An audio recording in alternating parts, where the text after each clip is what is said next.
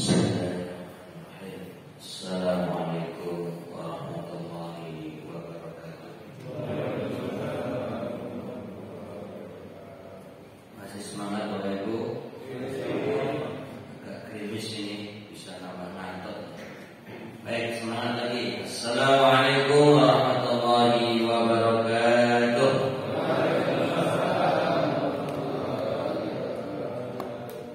Alhamdulillah, karena saya membaca salam itu sebenarnya mendoakan Bapak Ibu.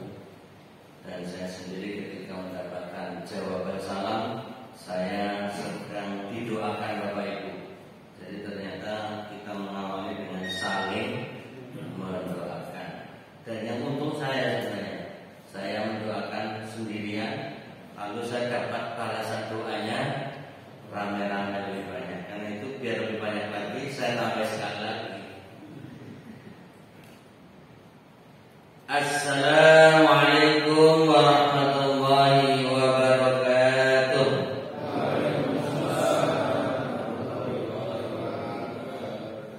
Terima kasih, syukur katsiran, jazakumullah khairan katsiran. Jadi kita saling mendoakan semoga mendapatkan salam, yaitu sejahtera, warahmatullah, kasih sayang Allah, wabarakatuh, dan keberkahan Allah. Jadi setiap salam yang komplit sesungguhnya kita sedang mendoakan orang yang kita beri salam tiga: kesejahteraan, atau kasih sayang Allah, rahmat, dan keberkahan. Mudah-mudahan tidak membuat kita bosan, tapi itu justru semakin semangat di dalam mengawali setiap kajian ini. Baik Bapak Ibu yang bahagia, kita sebagai umat Rasulullah SAW tentu untuk memperbanyak sholawat.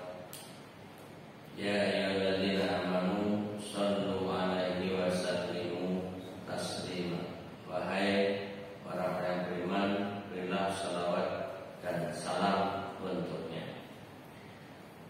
Alhamdulillah, kita mengkaji surat-surat dalam Al-Quran pada juz 30 atau juz amma, membacanya dari surat An-Nas lalu mundur ke An-Naba, karena sebenarnya urutannya mestinya dari An-Naba, kemudian An-Nazi'at, dan nanti akhirnya An-Nas. Tapi kita balik dari An-Nas, Al-Falaq, Al-Ikhlas, nanti mengarah kepada An-Naba. Nah, kita ini sudah membaca di terakhir surat Al-Ma'un. Sekarang masuk pada surat Quraisy. Nah, surat Quraisy. Surat ini kalau dilihat di kolom paling atas itu angkanya berapa? 106 gitu ya. 106 artinya posisi surat Quraisy ini adalah ke 106 di dalam Al-Quran atau Mushaf Al-Quran. Dan itu tadi sudah ditawarkan untuk wakaf Al-Quran. Ya, mudah-mudahan kita semua diberi kemudahan untuk menambah amal soleh kita dengan mewakafkan Al-Quran, baik berupa Qurannya, mushafnya, atau dalam bentuk harta yang lain seperti uang dan lain-lain. Mudah-mudahan Allah memberi kemudahan untuk kita semuanya. Amin. Dan badan wakaf Al-Quran mudah-mudahan tetap sukses dan menebar kebaikan untuk sesama, untuk umat Islam, dan kebaikan untuk umat-umat Islam yang berada di tempat-tempat yang memang terpencil. Mudah-mudahan semuanya diberi kemudahan. Amin ya rabbal alamin. Baik Bapak Ibu yang bahagia, kita baca surat Quraisy ini yang ke-106, dan angka di sebelah kiri angka berapa itu? 29.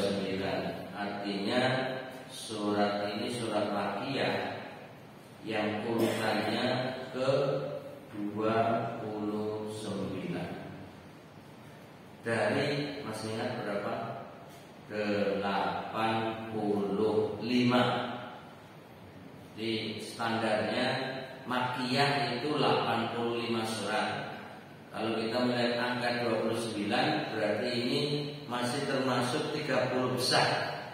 Artinya 29 sebelum 30. Nah, ini berarti generasi-generasi masih awal-awal.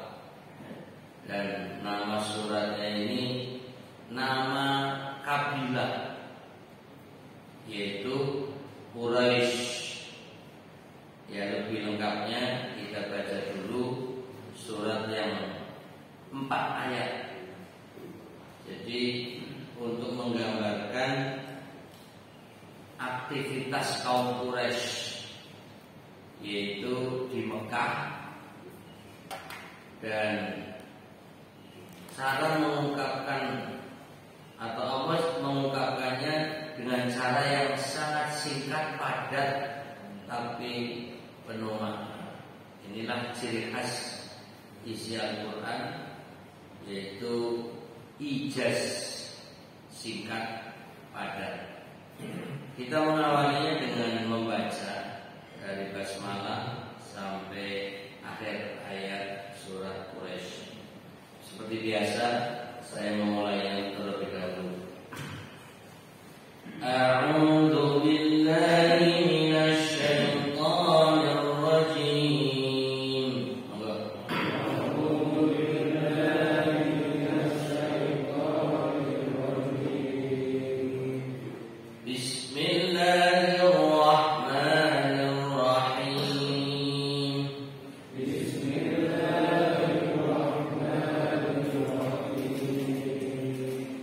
Li'ilafi Quraisy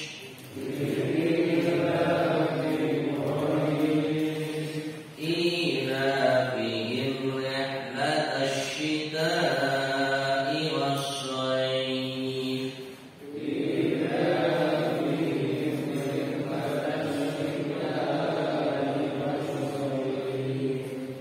وَلْيَعْبُدُوا رَبَّ هَذَا الْبَيْتِ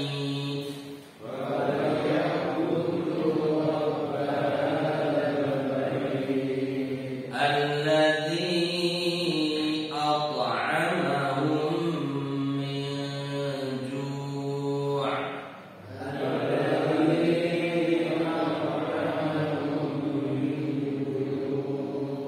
وَآمَنَهُم مِّنْ خَوْفٍ.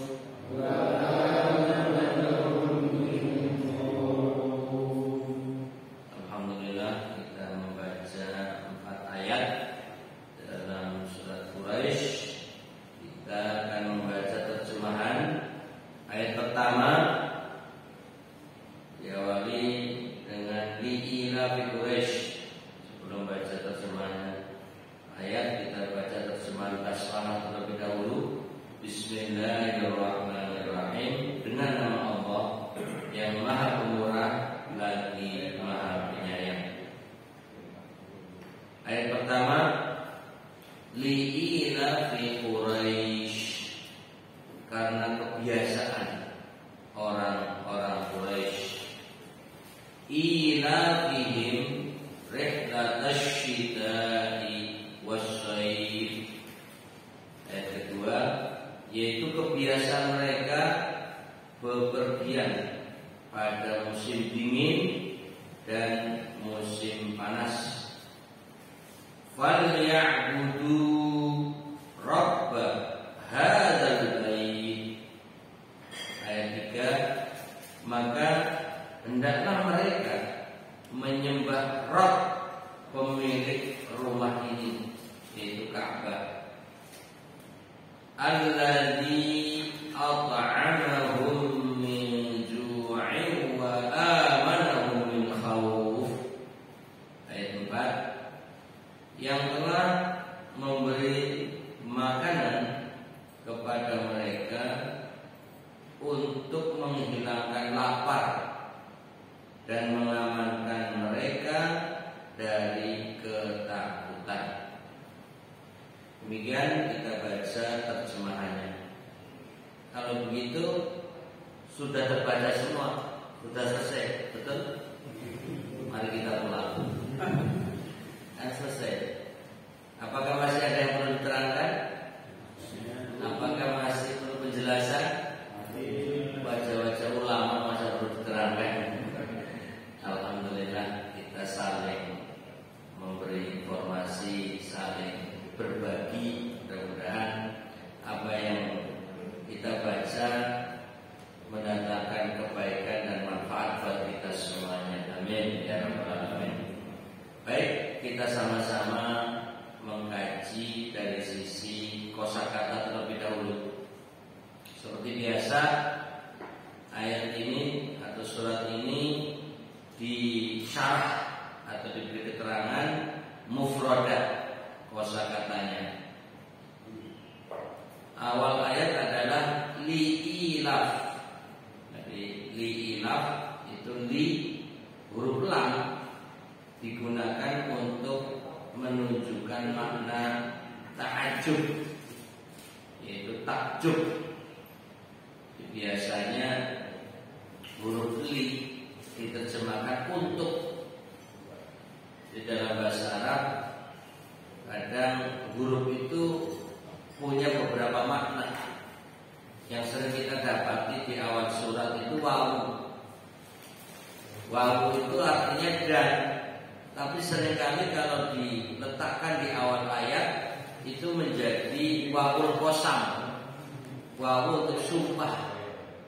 Umpamanya wal asri, di situ bukan dan asar, tapi demi waktu asar, demi masa dan seterusnya. Intinya waknya di situ sebagai wawul qasam. Nah, sama halnya di sini. Li itu asal artinya adalah untuk. Umpamanya hadzal ma'u lisyurbi. Ayat ini li untuk, syurbi minum. Dalam bahasa Indonesia biasanya apa namanya? Dalam bahasa Arab itu syurbun atau syarabun, minuman. Tapi dirubah menjadi bahasa Indonesia sirup. Jadi sirup itu bahasa Arab loh, jangan dipikir sirup itu bahasa lain. Cuma kita nggak sadar saja. Jadi itu serapan dari bahasa Arab syarab. Jadi sirup. Nah, beda aja ucapannya. Kalau Arab pakai shin, kalau bahasa Indonesianya pakai cs. Syarab, sirup, mirip kan? Makanya hada syarab lisyurbi. Ya, sirup ini atau minuman ini untuk minum. Contohnya begini. Bismillahirrahmanirrahim. Ya, harus sebenarnya. Ini telur aja nggak kering. Baik, Bapak Ibu yang sudah dapat minuman, moga santai saja. Mulai. Bismillahirrahmanirrahim. Yang sudah dapat di kanan, Bismillah. Jangan lupa pakai tangan kanan. Moga Bismillah. Kita lanjutkan di sini li. Nah, li itu dalam ayat ini diartikan sebagai huruf yang digunakan untuk ta'ajub, yaitu sesuatu yang mengagumkan. Lalu ilaf artinya asalnya adalah kata alifah. Di dalam bahasa Arab dikembalikan ke kosakata kata kerja.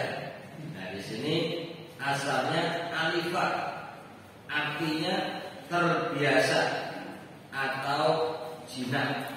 Makanya ada hayawanun alifun, yaitu hewan yang jinak. Hayawanun alifun, atau biasa juga diartikan lembut. Nah, itu beda tulisan dengan huruf alif, itu lamnya pendek alif. Tapi kalau alifun lamnya panjang pakai ya, itu artinya jinak atau lembut. Umpamanya al-qittu alifun, kucing itu jinak atau lembut. Nah, ini kata ilaf dari asal katanya alifah, yang artinya terbiasa atau zina. Tapi di sini diterjemahkan khilaf sebagai kebiasaan. Kebiasaan. Kemudian dinisbahkan atau diidofahkan kepada Quraisy. Karena bahasa Indonesia itu ro jadi ra seringkali mempengaruhi cara ucap kita, sehingga kita kadang-kadang juga membaca Quraisy jadi Quraisy. Umpamanya li'ila fi Quraisy, ini kan salah juga. Ra ya, jadi ro seringkali dalam bahasa kita jadi ra. Maka kaum Quraisy, Quraisy ini adalah kaum yang ada di Mekah. Dari sini Quraisy kabilah Arab yang paling dihormati di Quraisy. Kembali kepada pengucapan ro. Nah, kalau sudah kita baca bahasa Indonesia ya biasanya Quraisy. Bahkan ada nama orang Quraisy Shihab. Jadi bacanya Quraisy Shihab. Malah jadi Quraisy Shihab, ya kan?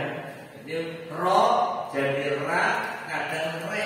Jadi mestinya Quraisy Shihab gitu loh.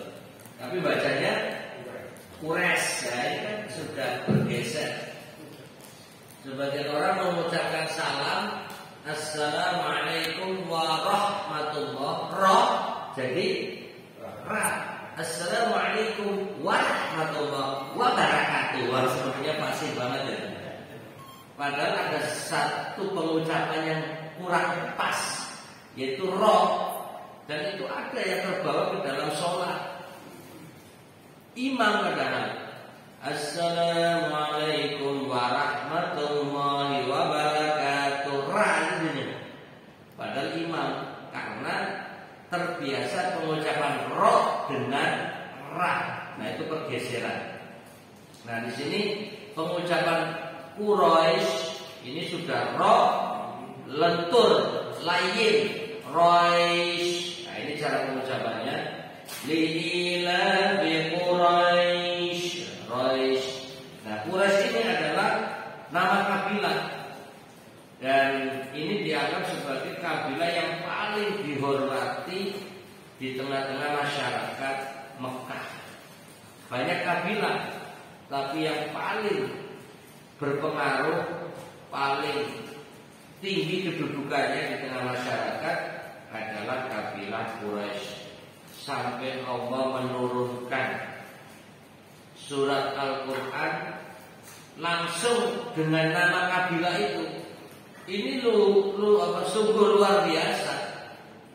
Allah di dalam memilih kata, dalam mengambil nama itu tidak sembarangan. Kalau sampai kemudian disebut, itu menunjukkan besarnya sebuah nama itu.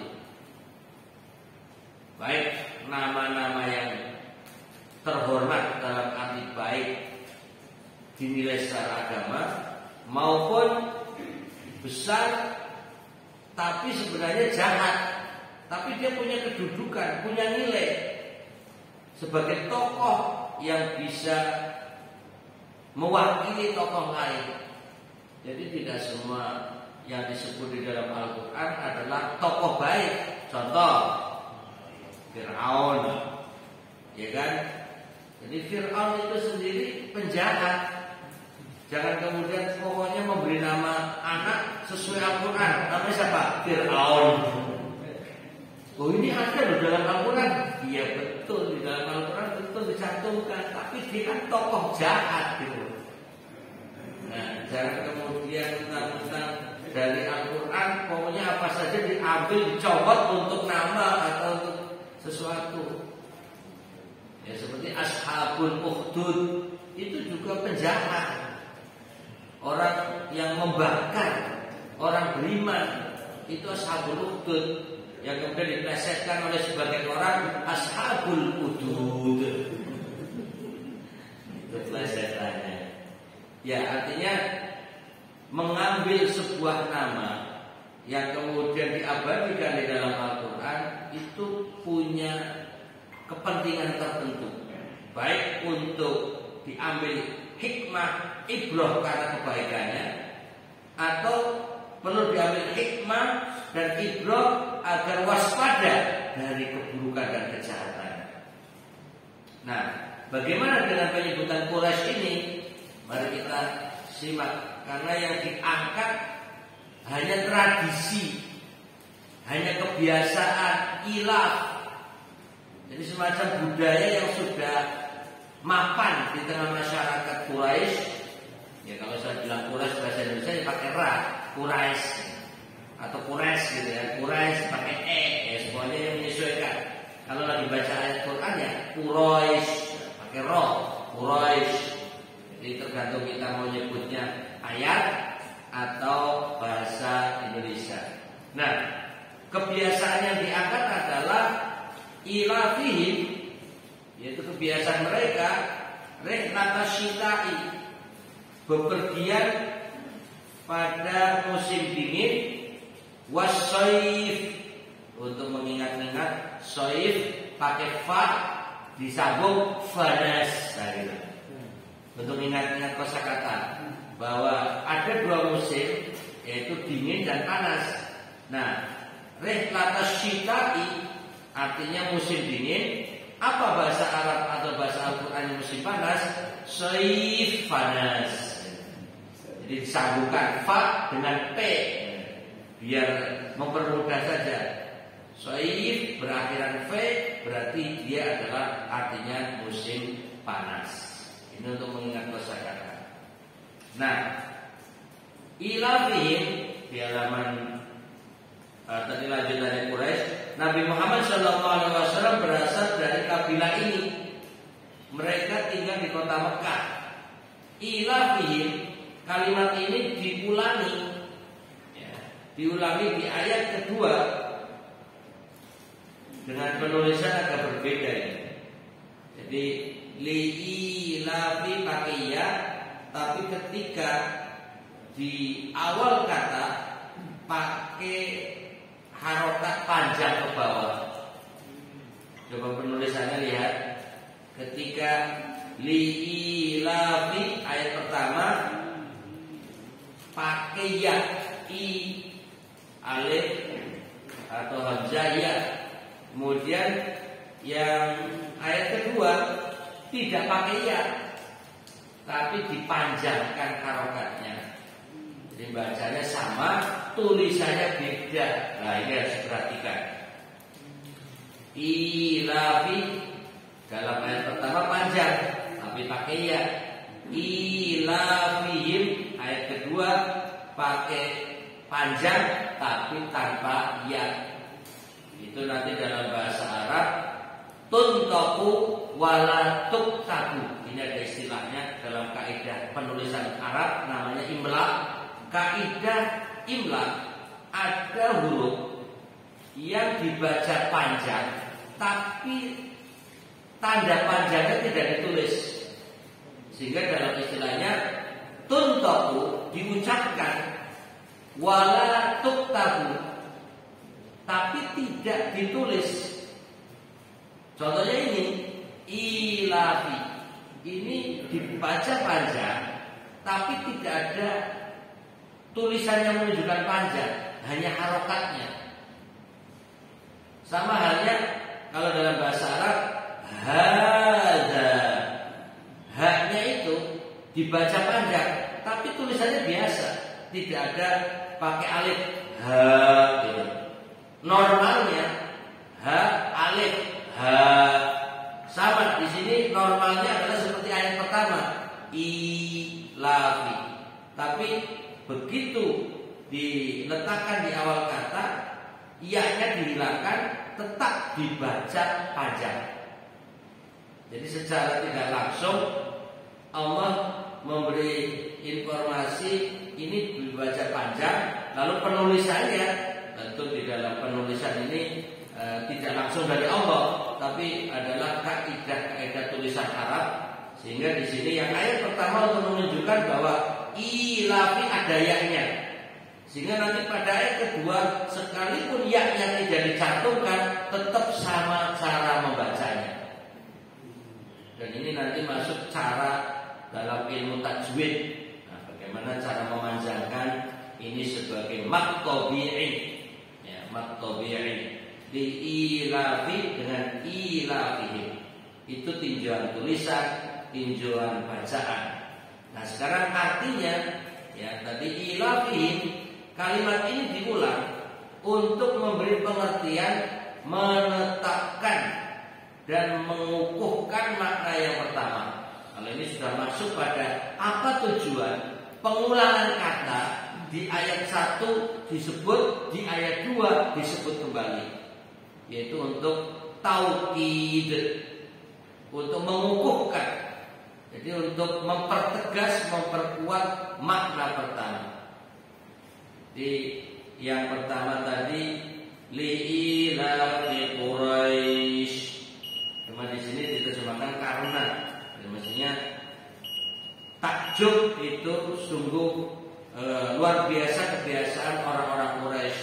Seharusnya kalau li di sini artinya takjub, kagum, maka diartikan sungguh luar biasa, mestinya begitu.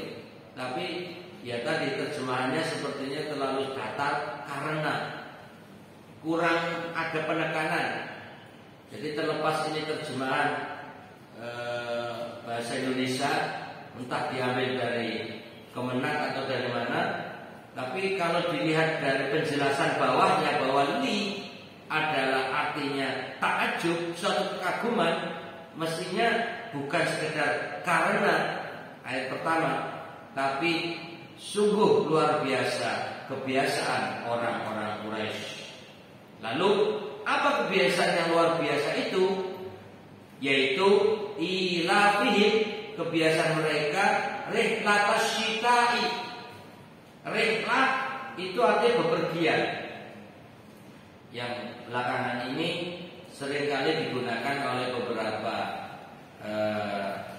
organisasi atau lembaga pendidikan yang sering menggunakan bahasa Arab, sehingga ini acaranya apa? Rihlah.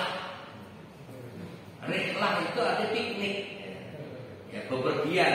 Nah, itu. Jadi kalau dulu tamasya, seringkali dulu menggunakan jalan-jalan, piknik, bepergian. Mau kemana? Tamasya ila syatil bahri, itu jalan-jalan ke tepi pantai. Nah, itu pakai tamasya. Nah, rupanya penggunaan tamasya tergeser oleh kata rihlah. Dan rihlah ini diambil dari Al-Quran, artinya bepergian. Hanya disaja di dalam Al-Quran rihlah itu untuk dagang, bisnis. Sementara rihlah yang sering kita gunakan untuk jalan-jalan, ya kan, biar lebih fasih gitu loh. Dan tamasya masih Arab-Araban. Nah, bahasa Indonesia kan jalan-jalan, tapi biar di Arab-Arabkan jalan-jalan, ya fasih dikit. Dolan-dolan. Nah, ini intinya rihlah adalah sebuah perjalanan yang luar biasanya adalah di musim dingin. Ya, di musim dingin menggunakan waktunya untuk perjalanan dagang. Nah, kemana? Nanti ada keterangannya, yaitu ke Yaman. Jadi kalau asyita musim dingin, nanti perginya ke Yaman. Sementara kalau musim panas, bahasa Arabnya apa tadi Pak? Bu? Soyif panas. Soyif panas. Kemana? Yaitu ke Syam. Ya. Syam itu ya mungkin kalau bahasa singkatnya sekarang lebih banyak orang menyebutnya Syria. Walaupun Syam itu meliputi 4 negara sekarang. Ada Syria, ada Lebanon, ada Palestina, ada Yordania.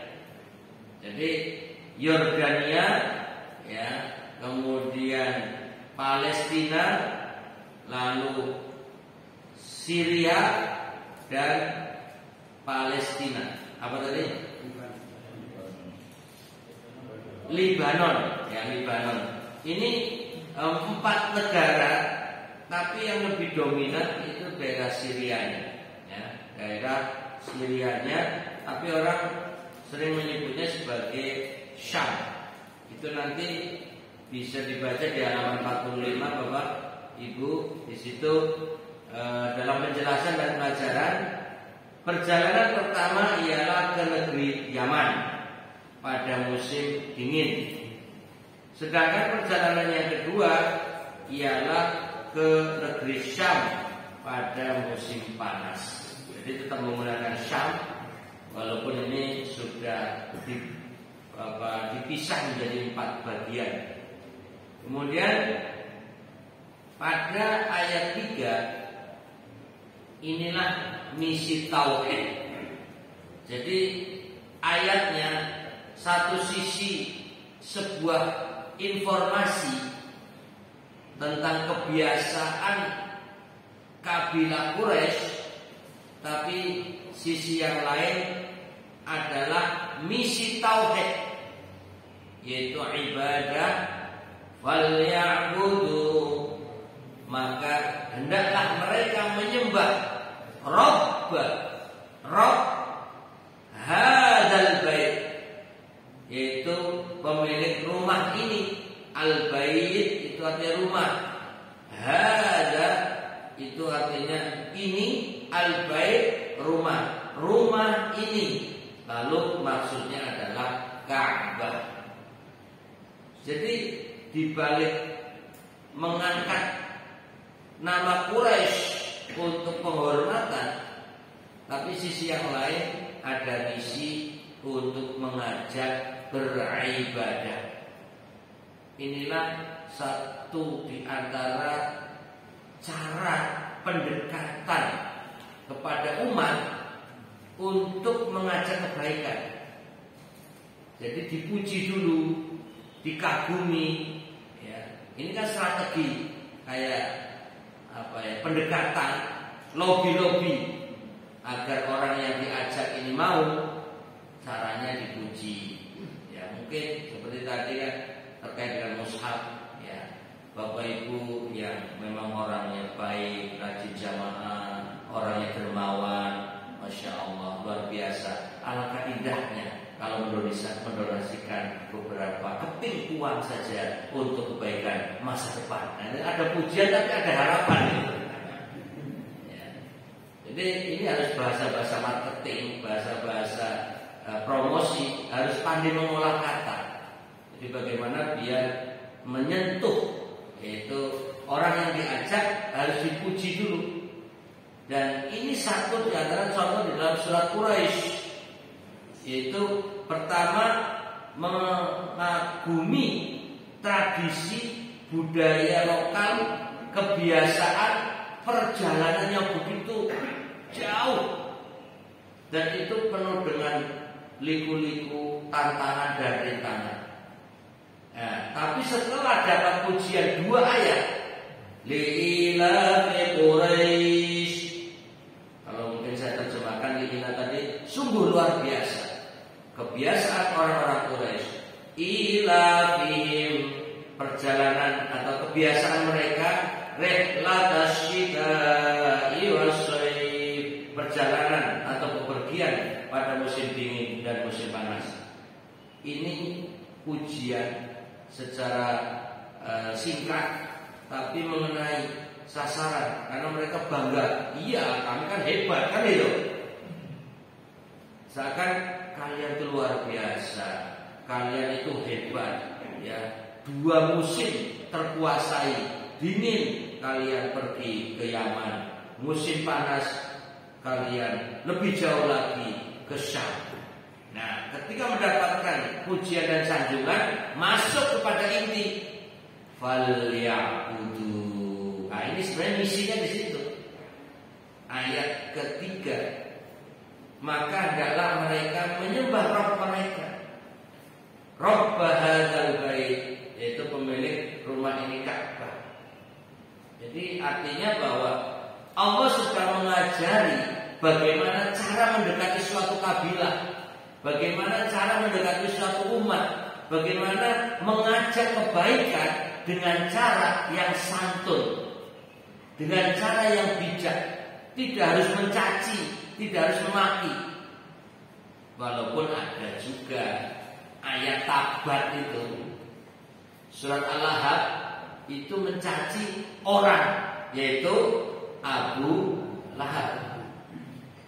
Tapi kalau Quraisy ini kaum, kan di situ ada orang yang nanti akan tersentuh hatinya, ada orang tokoh-tokoh yang baik, ya nanti akhirnya diantaranya ada, ya walaupun tidak semuanya tersentuh seperti Abu Jahal, ya kan? Itu mereka-mereka yang kaum Quraisy tapi pada akhir hayatnya tidak masuk Islam. Ada Abu Lahab, yang jelas tidak ada Abu Jahal di situ. Ya, kalau janda banyak, tapi kalau Abu Jahal mungkin tidak ada di situ. Tapi Abu Lahab, Abu Jahal, ya. Ya kalau Abu Thalib itu orangnya sebenarnya sudah tersentuh karena kasih sayangnya kepada keponakannya, ya keponakannya namanya anaknya saudara itu, sehingga kasih sayangnya sangat tinggi.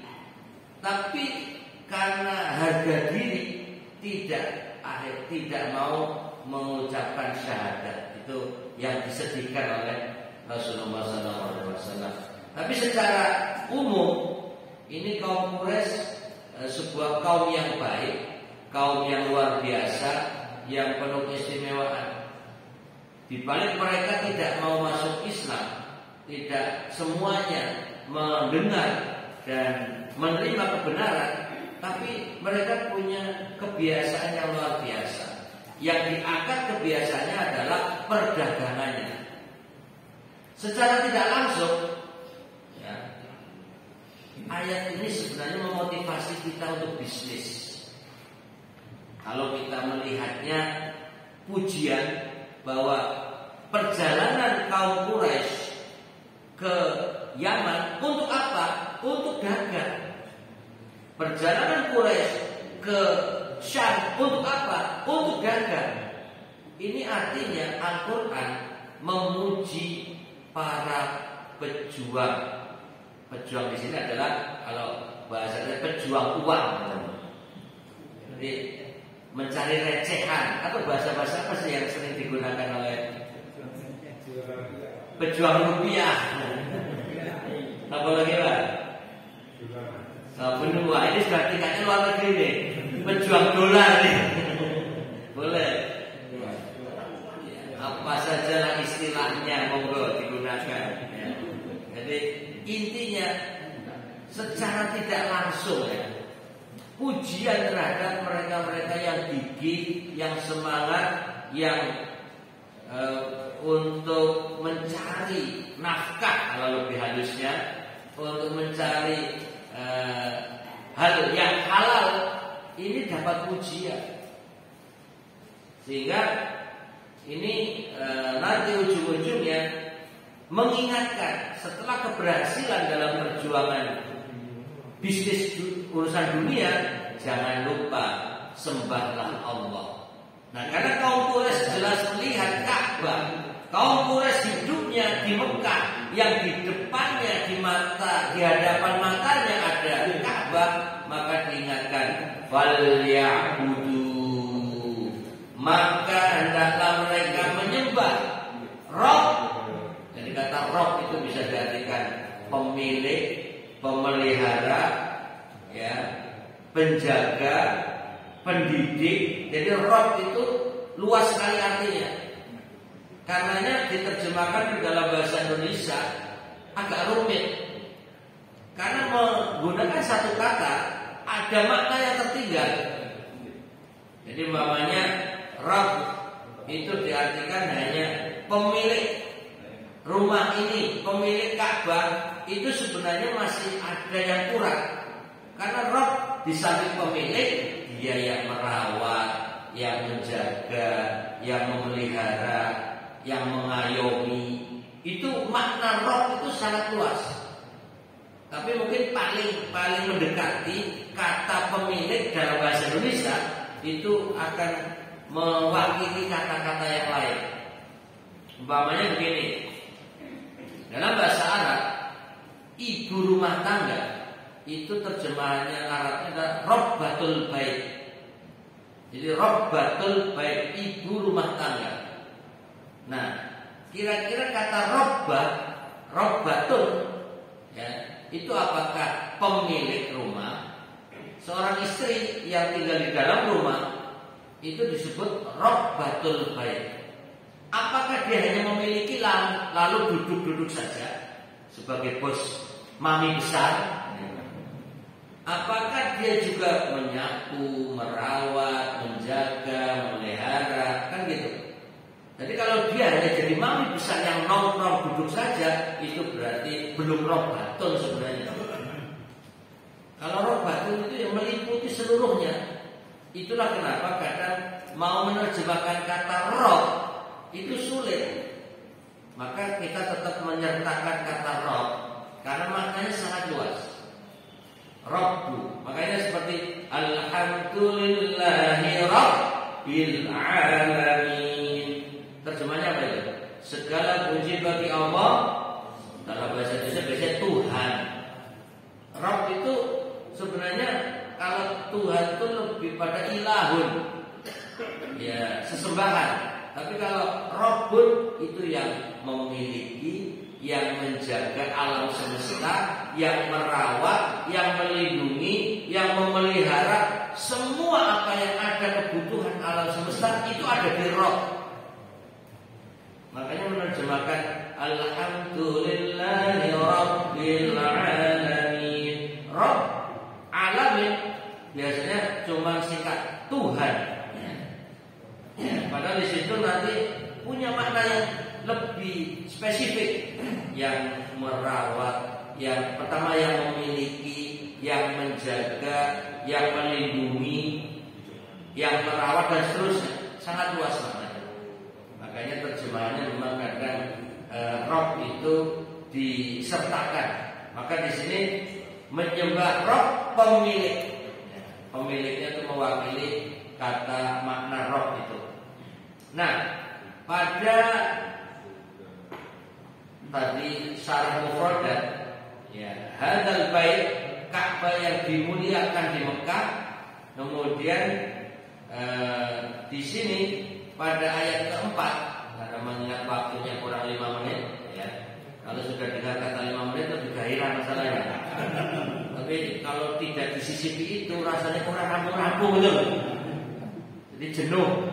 Ya, tapi kalau sebentar lagi kita selesai, alhamdulillah. Kalau gairah lagi nih semangatnya. Ya.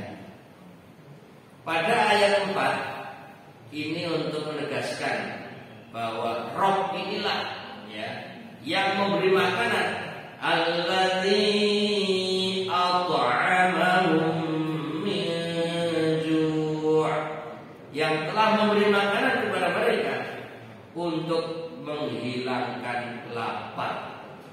Jadi langsung to the point bahwa Allah Rabbu hadzal bait, pemilik Ka'bah, inilah yang sesungguhnya memberi kalian makan dari lapar, sekalipun kalian habis bisnis mendapatkan uang yang banyak, meraih keuntungan yang besar dari 2 wilayah, mau Yaman mau Syam. Tapi ingat, itu semua adalah pemberian yang punya Ka'bah ini, Allah Subhanahu wa ta'ala. Itulah misinya. Jadi ayat ini adalah sedang mengingatkan bahwa sebesar apapun keberhasilan kita dalam bisnis, dalam dagang, keuntungan sebanyak apapun, itu sesungguhnya hasil pemberian Allah Ta'ala.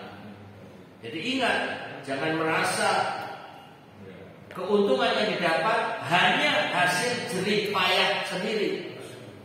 Bahasanya kadang ini hasil keringatku. Terus seakan-akan kalau sudah mengatakan ini keringatku, berarti ini hanya untukku. Lalu dimintai sumbangan, dimintai untuk wakaf Al-Quran, bosen. Karena ini hasil keuntunganku, ini milikku, gak mau berbagi, ya gitu kan. Padahal perlu ingat, apa yang kita miliki, apa yang kita dapat sesungguhnya pemberian Allah Ta'ala. Karenanya mari kita berbagi sesama, berbagi untuk kepentingan umat, untuk kemaslahatan masyarakat dan mereka-mereka yang membutuhkan. Yang terakhir, baik, kalau sudah tadi kurang 5 menit, sekarang terakhir. Rasanya plong gitu ya. Yaitu tadi poin pertama yang memberi makan. Nah, poin kedua, wa amanahum min khauf, dan mengamankan mereka dari ketakutan. Luar biasa. Jadi Allah lah yang menanamkan ketenangan batin pada hati mereka dan juga masyarakat yang ada di Mekah, khususnya kaum Quraisy. Mereka terlindungi, mereka terjaga, mereka terpelihara, sehingga merasa aman dan nyaman, sehingga mereka tenang. Nah, karena itu jangan lupa ibadah kepada Allah Ta'ala. Nah, ini walaupun sifatnya surat ini kandungannya spesifik kaum Quraisy, tapi Al-Quran itu berlaku untuk sepanjang masa. Sholihun likulli makan wa zaman. Al-Quran itu cocok dan selalu selaras sesuai untuk tempat dan waktu dimanapun.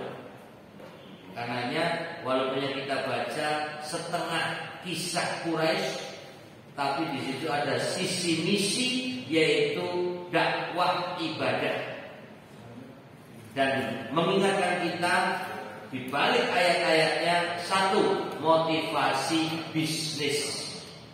Nah, kalau diajak bisnis itu semangat ya Bapak Ibu. Kalau dimotivasi dipancing-pancing, kalau mau berbisnis dapat keuntungan besar, berangkat, insya Allah semangat. Sekali datang dapat 100 juta, insya Allah ngantuk hilang. Ya, tapi kalau ayo berangkat ke masjid, sekali datang dapat pahala 100.000, 100 kebaikan, ya kurang sehat. Alah, ini kurang semangat itu, masih agak kurang gairah. Tapi kalau sekali datang, apalagi dibarengi, datang ke masjid bukan dapat pahala dari Allah saja, tapi langsung cash dapat uang 100 juta, insya Allah gak ada yang ketinggalan. Ini nanya loh, ya pokoknya ini umpama, namanya juga umpama. Artinya itu menggambarkan hati orang itu, pikirannya kalau dunia semangat, tapi kalau akhirat ya semangat, tapi pakai pertimbangan. Nah, itulah gambaran. Jadi sekali lagi, walaupun ini belum dibaca makna keseluruhan, penjelasan dan pelajaran, tapi mudah-mudahan ini sudah bisa mewakili apa yang ada, apa yang terkandung di dalamnya. Karena Bapak Ibu sudah punya bukunya, silakan setelah ini atau kapan punya waktu longgar silakan baca. Kira-kira sampai rumah bukunya ini dibuka lagi atau tertutup selama sepekan ini? Ada yang dibuka, alhamdulillah.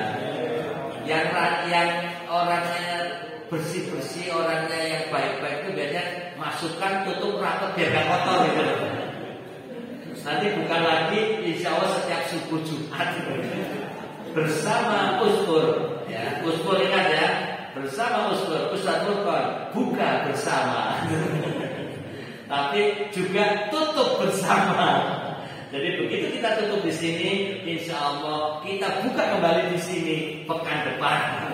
Itulah orang-orang yang rajin merawat bukunya. Tapi insya Allah Bapak Ibu, saya husnudzon, walaupun belum terbaca semua, sudah bisa memahaminya. Akhirul kalam, karena waktunya kita baca kafaratul majlis. Subhanallah.